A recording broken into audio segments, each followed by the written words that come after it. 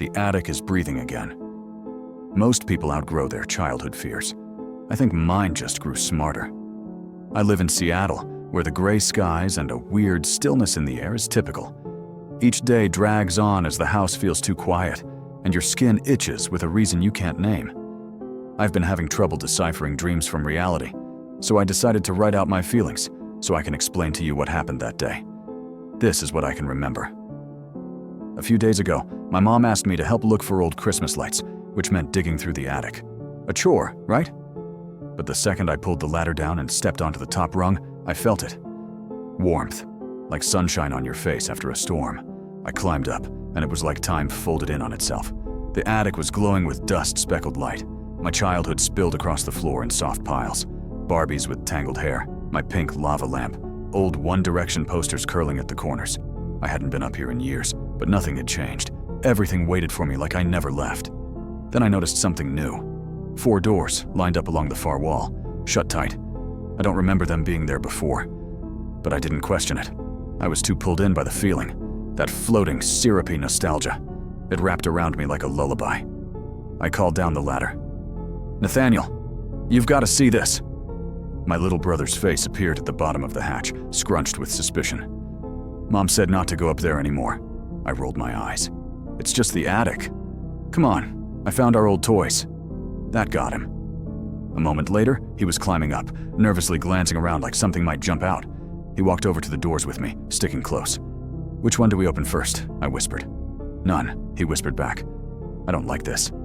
I reached for the second door from the left. It creaked open with a sigh. Inside was a room bursting with unopened presents, towering stacks with glittery bows and shiny tags. Each one had our names.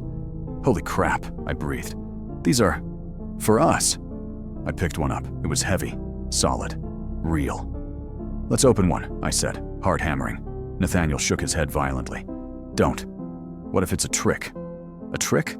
Mom and Dad probably just forgot to give them to us?" I laughed. Then we heard it. A noise. A low, wet, dragging sound, like something pulling itself across the floorboards just beyond the next door. He grabbed my hand, and suddenly, the warmth drained away. "Run," he whispered. We did. Nathaniel hasn't said a word since we ran down from the attic. We sit on the living room floor, both of us wrapped in old blankets, staring at the ceiling like we're waiting for the house to breathe again. It feels wrong.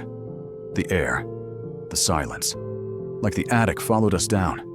I break it first. "You saw them, right? The presents, the room." He nods, barely. I wasn't imagining it. That noise. He cuts me off. "Don't talk about it." "But Nathaniel," I said don't. His voice cracks in a way that shuts me up. I've never seen him like this. He looks younger than usual, like a little kid, even at the age of 17. It pains me to see him like this, all curled up and pale. I'm his older sister after all. I should be protecting him. His eyes keep darting toward the hallway that leads to the attic hatch, like he's scared it might open again on its own. I get it. I feel it too. But not the same way. Because underneath all the fear, there's something else. That warmth, that dreamy, glowing pull. It's still there, buried in my chest, whispering. I wonder if Nathaniel felt it too. "Come back." "I want to go up again," I say quietly. He whips his head toward me. "Are you insane? I just need to know what's up there. What's behind the other doors?" He looks at me like I've already lost my mind. "Did you not hear that thing behind the wall? You don't go back after that. That's how people die in horror movies. Things already got weird enough." It didn't hurt us. It just made a noise. "Bro, listen to yourself. That's the dumbest sentence I've ever heard." I laugh, just a little. He doesn't. "I'm serious," he says. "There's something wrong up there. I felt it. Like it knew we were there. Like it didn't want us to leave." I freeze. He's right. The moment we turned our backs, something shifted. Like the attic was holding its breath, watching. "Promise me you won't go back up," Nathaniel says suddenly. "Please, I mean it." I want to. I really do. But I don't. That night, I lie awake for hours. The ceiling fan spins shadows across my walls. Every creak of the house makes my heart jump. Checking my phone, I see it's nearly 2 a.m. and give up. I throw on a hoodie and grab my flashlight, pocket knife, and the old wooden bat from my closet. The floorboards groan beneath me, loud in the dark. I don't even bother waking Nathaniel. I already know what he'd say. I pass his room and feel the guilt twist in my gut.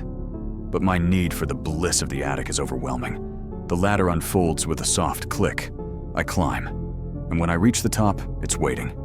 Warm, blissful, alive. The attic welcomes me back with open arms.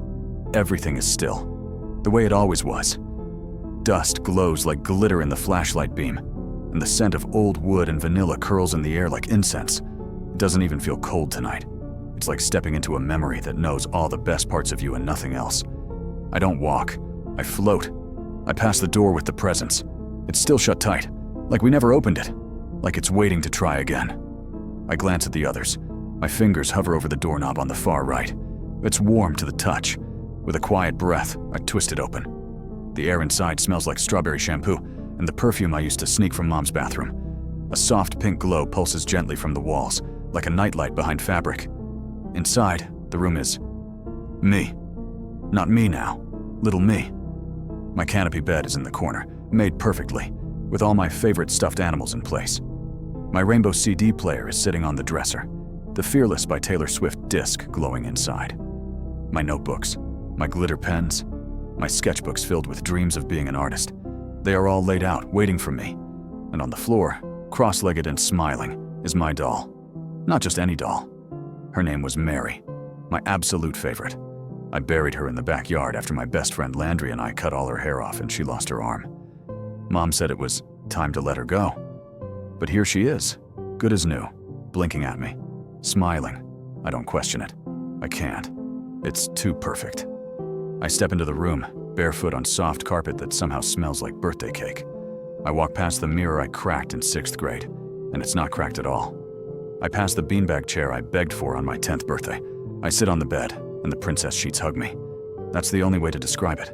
They mold around me like the bed itself knows me. I could stay here forever. And for a while, I think I might. Until the music starts playing. It's soft at first, a lullaby. One I've surely never heard before, but it sounded all too familiar. The CD player lights up and the music grows louder, slower, warped, like someone stretching a record in the wrong direction. The doll's head turns, her smile fades. The lights flicker pink to red, and then I hear it. Behind the wall, thud, drag, thud, closer. The walls begin to pulse like veins, the air thickening with heat. My flashlight flickers, the beam twisting and convulsing across the floor. The door slams shut. I leap off the bed, heart racing. Something moves beneath the carpet, like something inside the floor is crawling toward me. I yank the door handle, locked. Of course, I slam my shoulder against it nearly 3 times until it bursts open, and I fall backward onto the attic floor, gasping. The music cuts, the light disappears. I stare at the door, panting. It's closed again, like nothing happened. But on the floor in front of me is Mary. Her smile is back now, and in her little plastic hand, she's holding a picture. It's a photo of me, standing exactly where I am right now. I don't remember walking back to my room. 1 minute I'm staring at the attic door, the doll at my feet. The next, I'm under the covers, fully clothed, flashlight still clutched in my hand. My window is open. I know I didn't leave it that way. For the rest of the night, I lie awake with the blanket pulled to my chin, listening for footsteps that never come. The doll is gone by morning, like it never existed. But the photo is still in my pocket. At breakfast, Mom's humming to herself, making coffee, like it's any other morning. I sit across from Nathaniel. His eyes are red and swollen. He knows I went. He doesn't say a word. I slide the photo under the table and pass it to him in a folded napkin. His hands tremble when he opens it. His eyes widen. He swallows hard. "Where did you? My old doll gave it to me," I whisper. He pushes his plate away and stands. "We need to tell Mom." "No," I say, panic spiking in my chest. "Dad will freak. He already thinks." "Mom," he interrupts. "Not Dad. She knows something." We find her in the laundry room, folding towels like everything isn't falling apart. "Mom," I say, "can I ask you something?" She looks up, sees our faces, freezes. "What happened?" she asks, towel half folded in her hands. "I went back," I admit, "into the attic." Her face drains of color. Her hands start shaking. The towel falls to the floor. "Which room?" she whispers. "The door to the right. It had my old stuff, and my doll Mary. She gave me this." I hand her the photo. She barely glances at it before she closes her eyes and rubs her temples. It's happening again. Nathaniel and I look at each other. "What do you mean, again?" I ask. She doesn't answer right away. Just slowly sits down on the washer, like her legs gave out. I was your age when I found it. The attic. It looked different back then, smaller. But it was still wrong. It remembers things, brings them back, but not right. Not how they're supposed to be. Why didn't you ever tell us? Nathaniel asks. Because I sealed it. I locked every door. I thought it was over. She looks at me now. But you opened one. That's all it takes. It wants you now. What is it? I ask. I don't know, she says. But it only shows itself to certain people. I think it feeds on memory, on longing.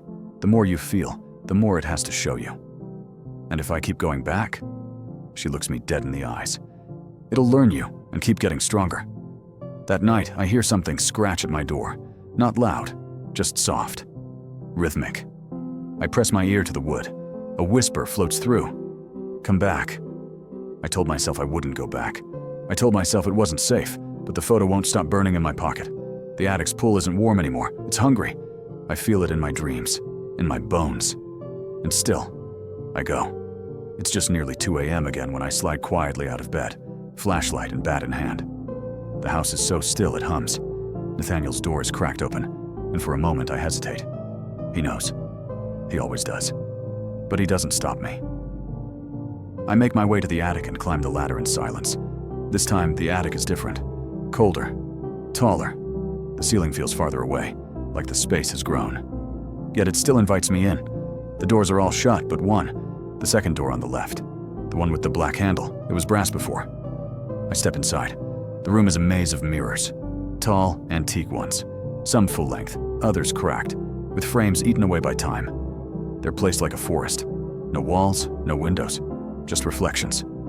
My flashlight flickers as I pass through them, and every surface ripples slightly before going still. At first, the mirrors show me. Just me. Then they don't. One by one, the reflections shift.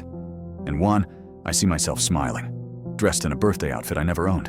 In another, I'm crying, nose bleeding, bruised, alone. And in the last one, I stop at. I'm not alone at all. There's someone behind me, someone I recognize immediately. I whip around. Nothing. But in the mirror, the figure is still there, standing in the shadows. I raise my flashlight and take a step forward. The reflection doesn't move with me. I stumble back and crash into something solid. I scream. Hey, it's me! It's just me! Nathaniel. My knees nearly give out. What the hell, Nathaniel? I couldn't let you come back alone, he says, breathless. I knew you'd try again. I told you to stay. You didn't tell me anything, he snaps, eyes wide. You were gonna go up here and get yourself killed. I want to yell. I want to scream, but the room won't let me. It's too quiet, too still. I look back at the mirror with the shadow figure. It's gone. Something's wrong with this place, Nathaniel whispers. It's bigger than before. I know. He grabs my wrist. We need to go.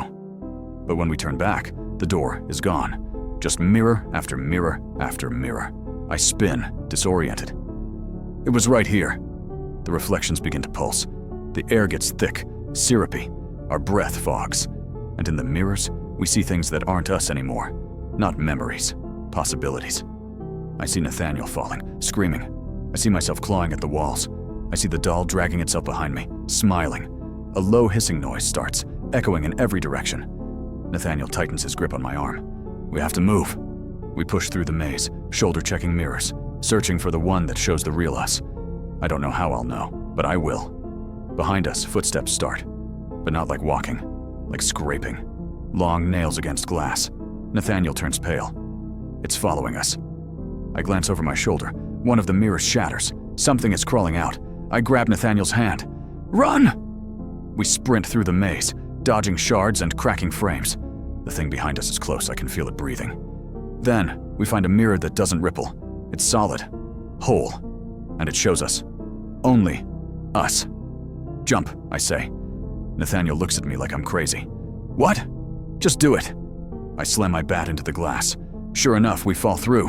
We land hard on the attic floor, gasping, trembling. The door slams shut behind us and vanishes like smoke.